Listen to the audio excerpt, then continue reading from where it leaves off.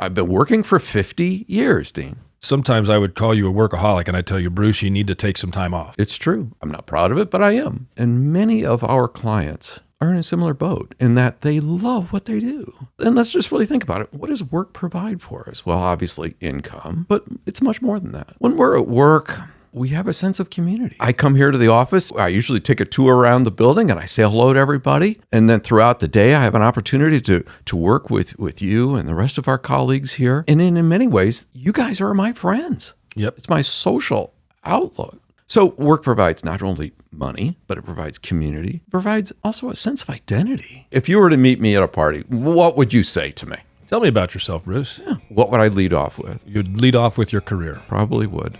And that's not who you really are. And that's not really who I am. It's what you do. It's what I do. But yet what I do and what I am have become intermeshed.